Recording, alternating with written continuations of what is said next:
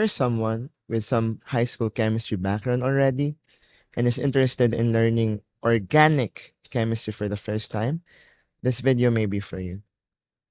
When starting with this subject, there are a lot of topics that people or textbooks would recommend you to deal with first. But in my opinion, start with atoms because if you know the atoms, especially the number of bonds they normally form for organic compounds, then you will be finding it easier to write, read, draw, and even describe organic compounds. So, what are these atoms anyway? Well, primarily nonmetals, but out of those, carbon has to be the most important one. That's why sometimes we even say that organic chemistry is the chemistry of carbon. And though that is true, that is a little bit of an oversimplification because we also need to acknowledge other nonmetals such as nitrogen, oxygen, the halogens, and hydrogen. By the way, the halogens here refer to the standard ones, including fluorine, chlorine, bromine, and iodine. The particular information we need right now is their bonding behavior. And to guide us, we may want to recall something called the octet rule. This is applicable for all of these elements except for hydrogen. And the octet rule says that you need 8 from the prefix octa, right? 8 valence or outermost electrons to become neutral. And to say neutral means no charge, no positive, no negative. Why does this matter to us? You will find out as you go along that many of the fundamental concepts in organic chemistry use compounds that are neutral. So that's why the first step to getting those topics in our brain is to first assure that we can actually look at our atoms and know if they are neutral.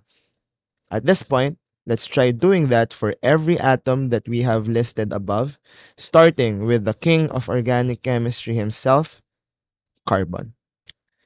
The atomic number of carbon is 6, which would correlate directly to its number of protons. But it's the electrons which are more important, though it's the same number anyway in a neutral atom. So that means I got 6 electrons for carbon, which if we write as an electron configuration, just to keep it organized, would look something like this. 1s2, 2s2, 2p2. Where sometimes to double check this, you just add the electrons, which are the superscripted numbers, and 222 is 6. But also, we need to pay attention to these big numbers because these refer to the energy levels. And since when we go to the octet rule, we only care about the valence level or the valence shell, we probably would only need to pay our attention to the second energy level of carbon, particularly to its electrons. So if I add 2 plus 2, that would mean 4 valence electrons. But remember, we need 8. So we only have 4. We lack electrons. So what are we going to do? We're going to have to require more electrons, and to be specific, for 4 to be 8, I need 4 more. And we could always imagine that to get those other electrons, we just get them from other atoms. And we bond our carbon with those.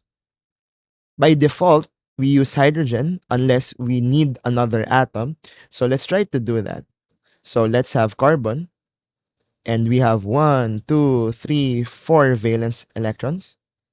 And again, by default, if we're lacking electrons, we just give hydrogen for those. So carbon would now be attached to 1, 2, 3, 4 hydrogens. And of course, we connect these using covalent bonds.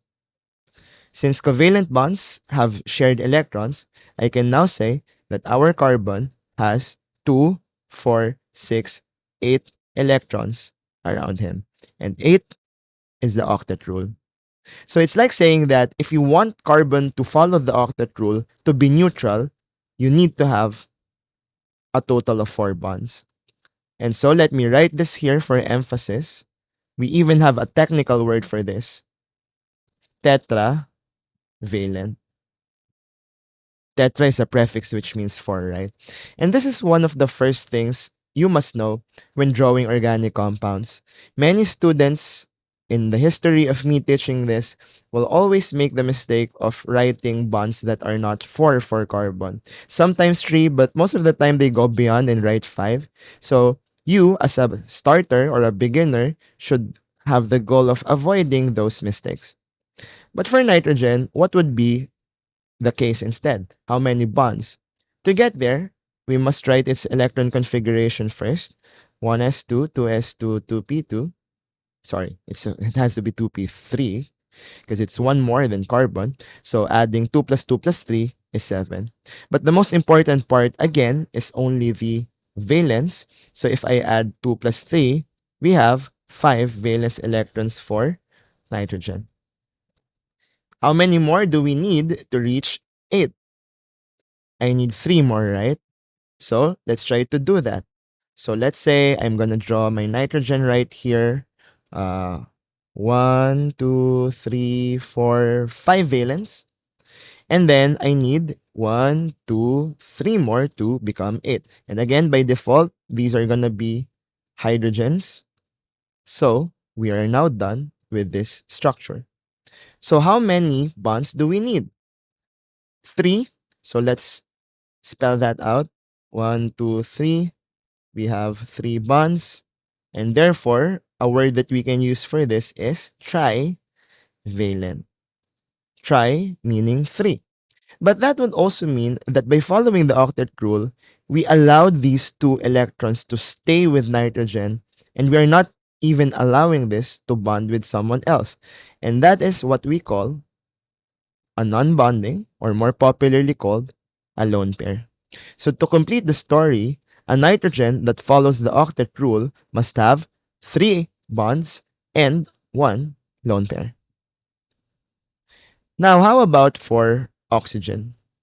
Let's try to save time by not anymore writing this because you will notice that it's almost the same anyway. I, in fact, wrote the same thing earlier before I corrected it. We can just see a trend here that when I went up by 1 in the atomic number, we just went up by 1 also in the valence. So, since that is the same case for nitrogen to oxygen, then I just add 5 plus 1 is 6, right? So, oxygen has 6 valence electrons. And how many more do we need for 6 to follow the octet rule, which is 8?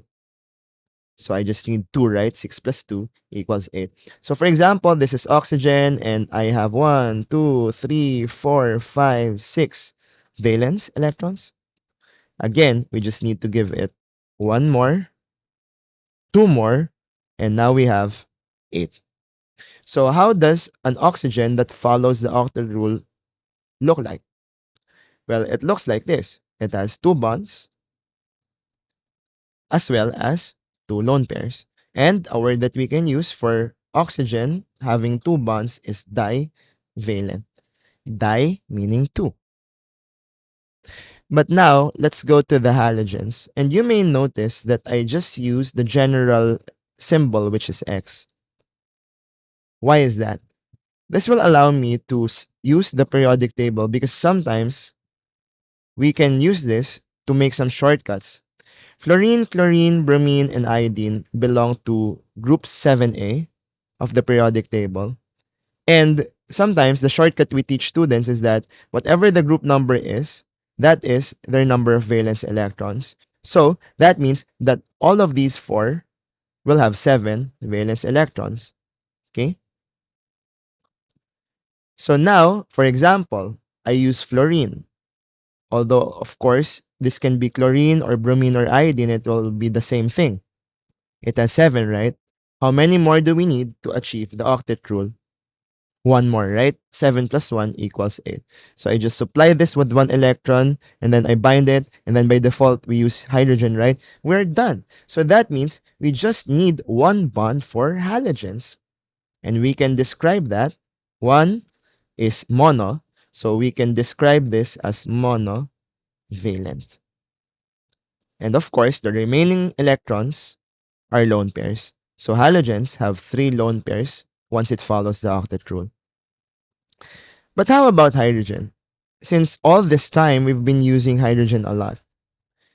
Earlier, I mentioned that hydrogen does not follow the octet rule because it doesn't have the valence shell of 2.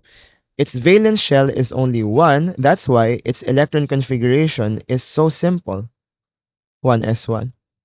And the only thing that hydrogen wants is to become 1s2, right? So how many electrons would that mean? Only 1. So 1 electron would equate to how many bonds? Also 1. It's like saying that hydrogen also only has the capacity to form 1 bond. So we can also say that 1 mono hydrogen is also monovalent. And I would like to mention something about monovalent atoms that I've noticed many students make a mistake about, especially when drawing structures for the first time. I think I need to mention that monovalent atoms must always be terminal. And when you say terminal, it must always be found at the end of any structure.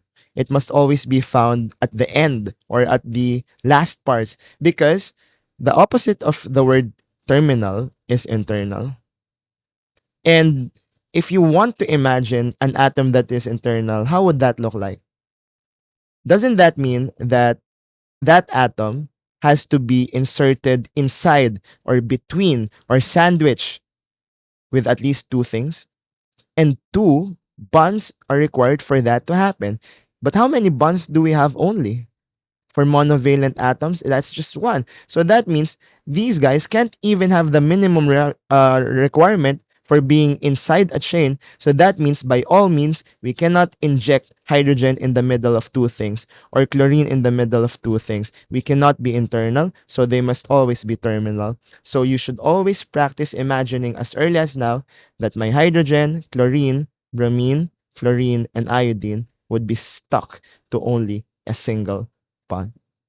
And with that said, again, these are our non-metals of note for organic chemistry.